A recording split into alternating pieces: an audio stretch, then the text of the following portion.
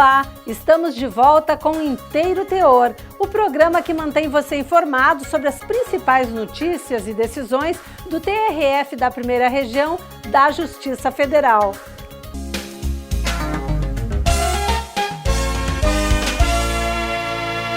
Justiça Federal autoriza o uso do canabidiol, substância extraída da maconha para tratamento de criança com doença grave. No quadro Pelos Caminhos da Primeira Região, vamos até a Amazônia, conhecer Mamirauá, a primeira reserva de desenvolvimento sustentável do país.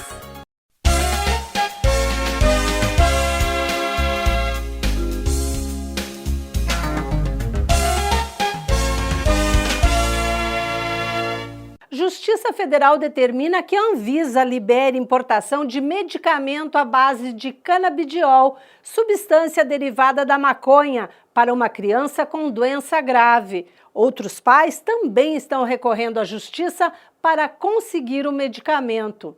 Acompanhe na reportagem. O pequeno Gustavo parecia ser uma criança como outra qualquer da mesma idade, até que veio a primeira crise convulsiva. A partir daí, os pais da criança começaram uma luta para encontrar o diagnóstico da doença e tratá-la o quanto antes. A descoberta veio cedo, mas foi um choque. Gustavo tinha uma doença rara, conhecida como Síndrome de Dravet, que causa convulsões. Quando a gente soube realmente qual era a doença do Gugu, quando a gente começou a pesquisar o que era essa doença, foi desesperador.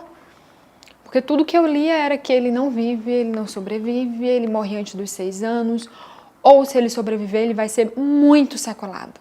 Vai ser um acamado muito sequelado. Aí eu olhava pro meu bebê que estava engateando e era desesperador. A mãe, Camila, e o marido dela tentaram de tudo para evitar o pior. Deram todos os medicamentos receitados pelo médico para o filho, mas nada parecia funcionar. Até que um dia, pesquisando sobre o assunto, eles encontraram o que parecia ser a luz no fim do túnel. Viram que vários pacientes com a mesma síndrome estavam utilizando para controlar as crises o canabidiol, uma substância encontrada na maconha, mas que é proibida no Brasil. O casal tentou exaustivamente conseguir o CBD de forma legal. Procurou a Anvisa, enfrentou toda a burocracia e só depois de quase 40 dias, os pais conseguiram finalmente a substância. Mas foi tarde demais. Gugu, como era carinhosamente chamado pela família, não resistiu.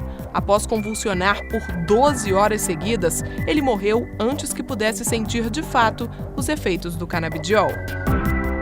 Acho que hoje fica um legado, né? Então, assim, hoje eu vejo uma criança que pode convulsionar, aquilo me deixa louca. Antes do Gugu, eu nunca tinha visto uma convulsão na minha vida. Tu já viu alguma? É desesperador. É horrível. Você vê uma criança convulsionar 1 segundo, é horrível. Você vê uma criança convulsionar 12 horas, é terrível. Então, assim, a nossa luta é para que isso acabe. Que o preconceito acabe. O canabidiol já é usado por outras pessoas aqui no Brasil. Muitas famílias recorreram à justiça para garantir a importação da substância e evitar a morte de parentes. Mais de 16 pacientes já conseguiram autorização na Justiça Federal para usar o CBD. Catiele é um exemplo nessa história. Ela teve permissão para utilizar o canabidiol na filha Anne, de 6 anos, que sofre com uma síndrome rara que provoca epilepsia grave. O diagnóstico, no caso dela, só veio quando a criança tinha 4 anos de idade. As aproximadamente 80 crises semanais da menina deixavam a família em pânico. E foi por isso que o casal foi atrás de uma alternativa. O desespero era tão grande que durante um tempo Catiele e o marido chegaram a trazer a substância para o Brasil, mesmo sem autorização. Um risco assumido, mas necessário de acordo com o casal. A Catiele sempre comenta, né, que no dia 11 de novembro, quando a gente deu a primeira dose para a Anne, na verdade a gente deu muito mais do que uma primeira dose. Foi uma dose de emoção, uma dose de esperança, a gente chorou. Então nós demos essa primeira dose para a Anne, os dois chorando enquanto a Anne tomava a primeira dose. Com 1 semana de uso do medicamento, as conversões começaram a reduzir a quantidade. Com 9 semanas de uso do CBD, as crises terminaram, ela parou de ter crise, ela não tinha mais crise. O CBD trouxe qualidade de vida, porque antes a Anne convulsionava praticamente de 2 em 2 horas. Então, ela não conseguia comer, ela não conseguia ter o controle cervical, ela conseguia sequer ficar acordada. Hoje a Anne dorme só à noite. Hoje a Anne tem 2,5 kg a mais. E hoje ela come. Hoje ela está conseguindo o controle cervical de volta. Hoje ela chora, ela faz barulhinho, ela reclama. A Anne, quando zerou, ela não reagia nem à dor, sabe? Então, o CBD é inquestionável que trouxe a Anne de volta. Após a decisão judicial, tudo ficou mais fácil. A sentença saiu pouco antes do aniversário de 6 anos da Anne. Para a família, foi um presente. Você acordar 7 vezes de madrugada para poder acudir ela nas convulsões não era uma coisa muito fácil de se viver. Para ela era muito difícil, para a gente também. Então hoje eu durmo uma noite inteira, eu posso te dizer que eu durmo 8 horas. E ela também. O juiz federal Bruno César Bandeira foi quem autorizou a importação do canabidiol neste caso. Foi uma situação excepcional, né? Uma inversão no procedimento normal de inserção de um medicamento no Brasil, né? De liberação do uso de um medicamento no Brasil, que deve ser precedido pelo aval, pela avaliação da Anvisa. Mas no caso específico, considerando o estado de saúde da criança e a urgência que ela tinha de ter acesso a esse medicamento de forma imediata, então eu entendi por bem abrir uma exceção e autorizar a utilização sem prejuízo que a Anvisa cumpra a sua missão. Leila não precisou entrar na justiça para conseguir importar a substância para a filha Gabriela, de 6 anos, mas enfrentou muita burocracia e só depois de 40 dias estava com o canabidiol em mãos. Deveria ser mais rápido, essa parte burocrática, né? Porque essas crianças, elas não podem esperar, né? Um dia é muita perda, uma crise é uma perda enorme. Então, a gente fica esperando, fica à mercê disso, as perdas são significativas. Leila conta que a filha tinha cerca de 20 convulsões diárias e agora são aproximadamente 8. Diversos estudos estão sendo realizados no Brasil. O Conselho Federal de Medicina ainda não firmou posicionamento unânime com relação ao assunto. Mas o terceiro vice-presidente do CFM explica que as pesquisas apontam para um resultado positivo no tratamento da epilepsia. Nós estamos com as pesquisas que estão sendo realizadas no Brasil com essa substância e o resultado dessas pesquisas apontam para uma eficácia da substância no tratamento das epilepsias resistentes. O que nós vamos fazer é uma indicação para que o plenário aprove o uso terapêutico associado às outras substâncias antiepiléticas. Enquanto o plenário do CFM não aprova o uso do canabidiol, os médicos só prescrevem a substância em casos extremos. A Agência Nacional de Vigilância Sanitária ainda avalia se vai reclassificar o canabidiol, ou seja, se vai retirar da lista de substâncias ilegais e passar para a lista que permite a prescrição por médicos com receita normal, em 2 vias. Enquanto isso não acontece, quem precisa do canabidiol vai ter que procurar a Anvisa ou a Justiça para tentar importar para o Brasil de forma legal a substância que é vendida em determinados locais no exterior como suplemento alimentar. O que eu espero é que as pessoas abram um pouquinho a mente. Os médicos comecem a receitar, comecem a estudar o assunto. Muitos deles fecharam totalmente, nem estudar sobre o assunto eles não querem. É o preconceito. Então que estude um pouco, que pare, pense, se coloque no lugar do outro, né? Por um dia. Se fosse com o meu, se fosse eu, se fosse a minha mãe, se fosse o meu filho, o que é que eu ia fazer? Então acho que é importante a gente acabar com o preconceito.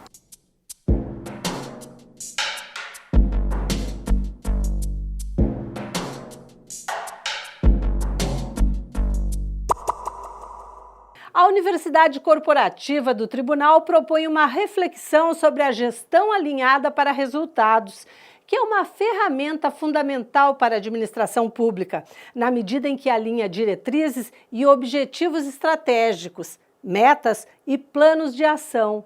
Confira.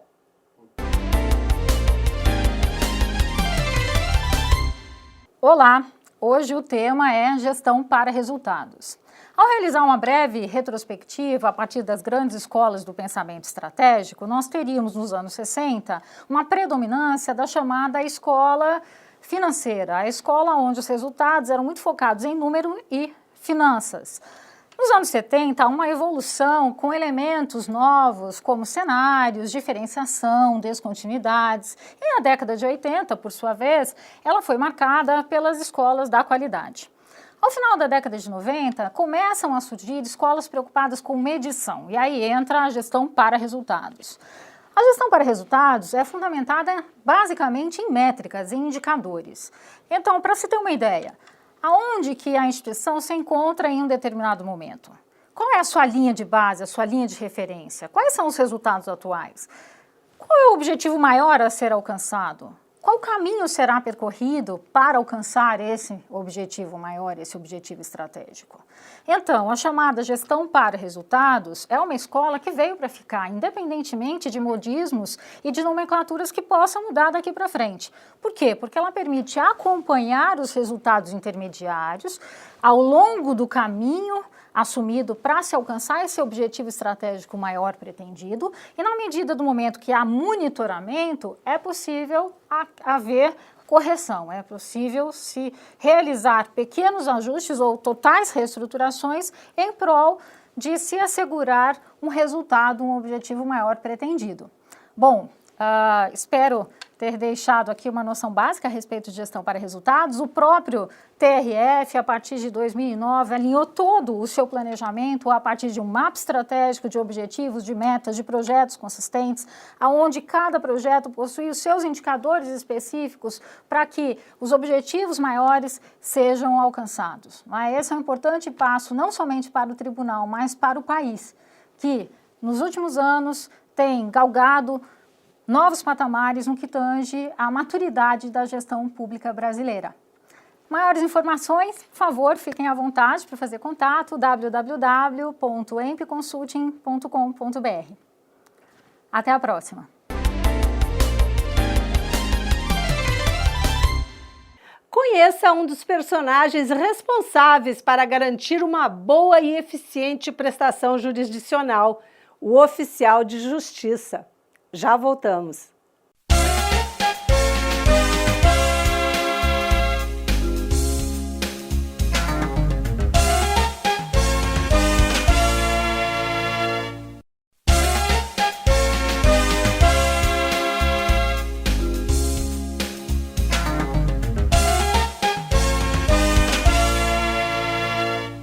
Vamos agora a um rápido giro pelas decisões de primeiro grau da primeira região da Justiça Federal.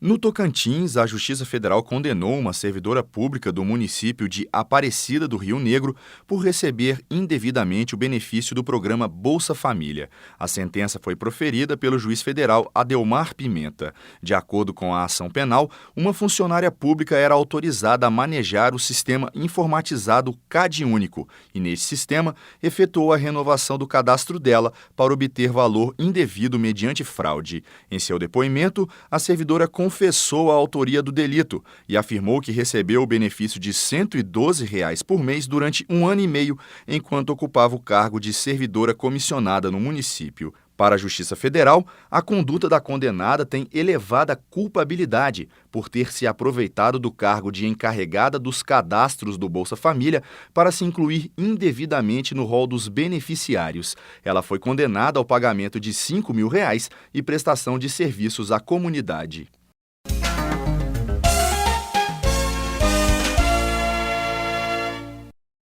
O Sindepol, Sindicato dos Delegados de Polícia Civil do Estado de Goiás, impetrou a ação civil pública contra a União para suspender termo de cooperação de 2012 e, desta forma, impedir policiais federais rodoviários de realizar boletins de ocorrências circunstanciados. O juiz federal Euler de Almeida Júnior não acolheu a proposição.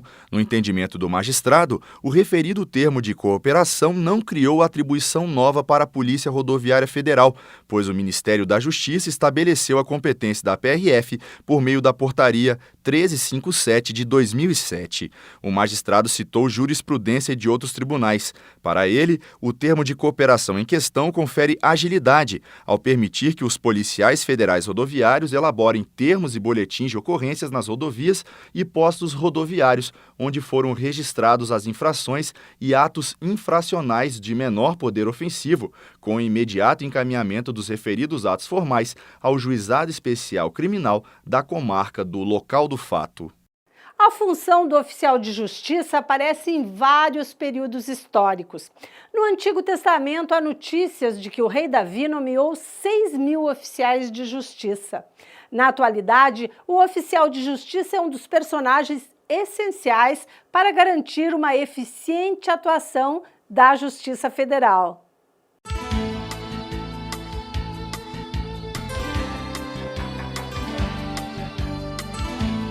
Uma profissão que envolve riscos e dificuldades, mas que é essencial para a execução das decisões dos juízes. Estamos falando deles, dos oficiais de justiça. O trabalho desses profissionais começa aqui, na Central de Mandados, onde são retirados os mandados que precisam ser cumpridos. Pode ser desde uma simples intimação até um ato mais complexo, como busca e apreensão, reintegração de posse, entre outros. Diego está nessa profissão há 2 anos e meio e já enfrentou alguns problemas. Já passei por algumas situações desagradáveis, como, por exemplo, pessoas me desacatando, ameaçando, situações com animais também. Constantemente nós estamos visitando as cidades satélites mais violentas. Nós acompanhamos um dia de trabalho dele e vimos de perto as dificuldades do dia a dia. Encontrar o endereço em certas regiões é o primeiro desafio. Depois, é preciso contar com a sorte para achar a pessoa em casa e ser bem recebido pelo morador. Quando saem a campo, os oficiais de justiça usam o próprio carro, não têm rádio com contato direto com a polícia e vão sem qualquer proteção. Eles não têm porte de arma nem coletes à prova de balas. E muitos gostariam de ter para se sentir mais seguros. Mesmo com tantas limitações, Diego segue confiante na profissão. Uma profissão digna, uma profissão respeitada, mas infelizmente as pessoas não dão o devido reconhecimento, talvez por falta de informação, porque o oficial de justiça ele não é um carteiro, é uma profissão relevantíssima e indispensável para o andamento processual. Este juiz confirma a tese. Ele considera o trabalho dos oficiais de justiça extremamente relevante. O oficial de justiça ele é uma figura clássica, né? Na verdade, ele veio do próprio direito romano. Já em Roma já tinha um oficial de justiça.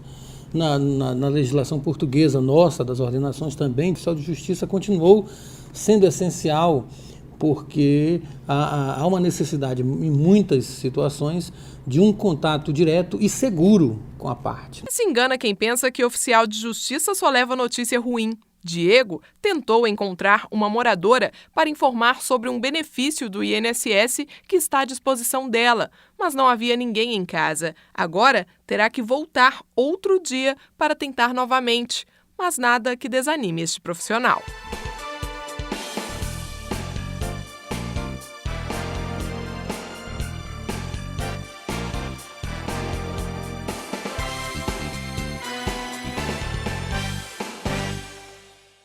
Depois do intervalo, você vai conhecer um paraíso ecológico, a reserva de Mamirauá, na Amazônia.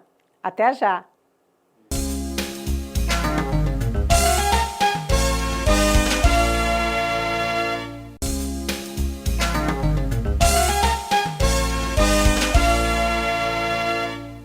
A Reserva de Desenvolvimento Sustentável Mamirauá fica na região do Alto Solimões, na Amazônia.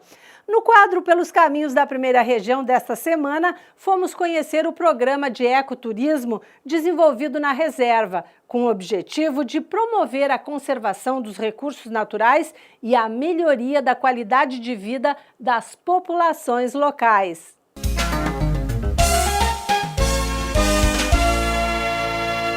A cidade de Tefé, que fica a 450 quilômetros de Manaus. Do porto, seguimos de lancha até a reserva. A viagem dura 1h30 de puro encantamento. A lancha desliza floresta dentro. Saímos do Rio Solimões e entramos no canal do Lago Mamirauá. E desse remanso já se avista a pousada flutuante o Acari. A reserva de Mamirauá abrange uma área de mais de 1 milhão de hectares. Tudo começou a partir de um trabalho para preservar o acari branco, um macaco ameaçado de extinção. Com esse estudo, então, foi feita a proposta inicial, nos anos 80, final dos anos 80, para a criação de uma estação ecológica. Para os magistrados que participam da caravana ecológica, a viagem se transforma em uma aula de direito ambiental. Esta é uma reserva de desenvolvimento sustentável, uma RDS, uma categoria que não existia na legislação antes da lei do Sistema Nacional de Unidades de Conservação, que é uma lei razoavelmente recente.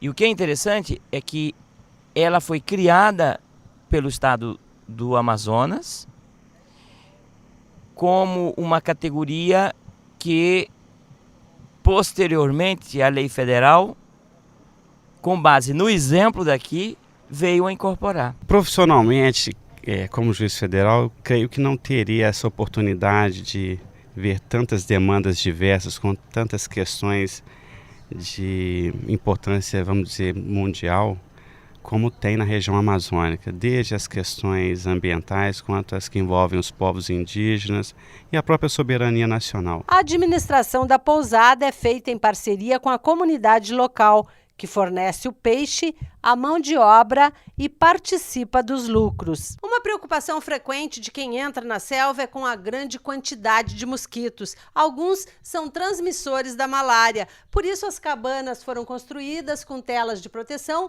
com um indispensável mosquiteiro. E para quem vem do cansaço das cidades, essa rede para descansar olhando esta bela paisagem amazônica. Toda vez que eu cantar, vou voar sobre o Amazonas. A pousada ela tem um sistema, como ela percebe aqui, de flutuação, né? Aqui nunca fica seco, né? Mas sempre tem um movimento da água na época da cheia.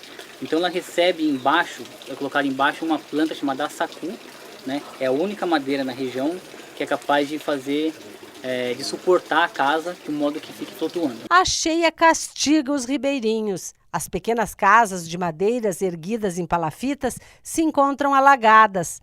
A maromba, um curral flutuante, abriga o gado. O povo da várzea se adapta aos humores do rio. E, alheias aos dramas cotidianos, as crianças se divertem na água. Acredito que é a época mais difícil, né? Porque as roças já foram todas para o fundo e quem conseguiu tirar, tirou, quem não conseguiu, perdeu. É a época também que tem que ter o cuidado redobrado com as crianças, né? Para não cair na água, então eles têm muitas perdas nessa época.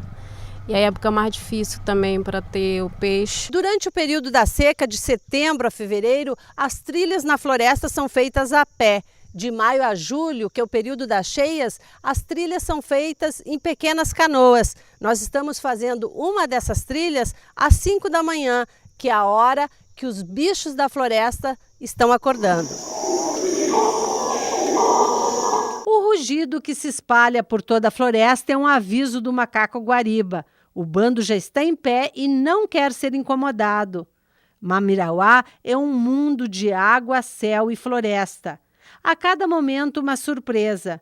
A alegre revoada dos pássaros, o jacaré-açu com a imponência de seus 4 metros, a preguiça camuflada em uma árvore ou a beleza da Vitória Régia, uma natureza exuberante que encanta o turista. Um espaço meio que único, onde a natureza entra em harmonia e você entra numa sintonia com a natureza, uma energia muito boa. Está sendo uma experiência ótima. Antes da criação da reserva, a pesca predatória e a extração ilegal de madeira eram práticas comuns. Ele viveu da pesca tiração de madeira, matação de jacaré, matava onça, pegação de tartaruga, que tinha muito aqui na área, ele contava, que ele matava e levava para o comerciante. Hoje, através de convênios com universidades, são realizadas pesquisas para preservar a flora e a fauna. O meu foco principal é o peixe-boi, porque é uma espécie ameaçada de extinção e é uma espécie que ainda é utilizada pelos ribeirinhos, né? É um dos recursos que eles utilizam. Então, existe a caça de subsistência ainda, em toda a Amazônia.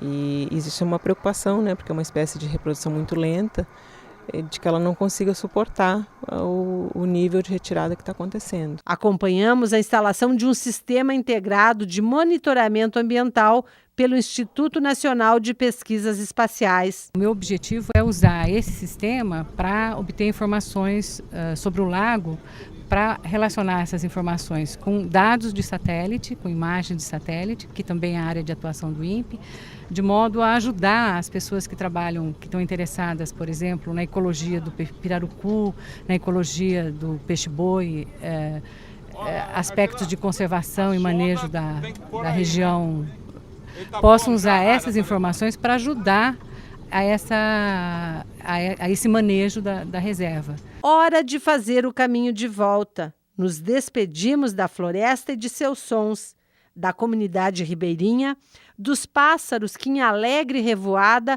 observam a lancha que se afasta. A imagem da reserva de Mamirauá nos acompanhará para sempre, uma esperança para futuras gerações. O Inteiro Teor fica por aqui. Voltamos na semana que vem neste mesmo horário.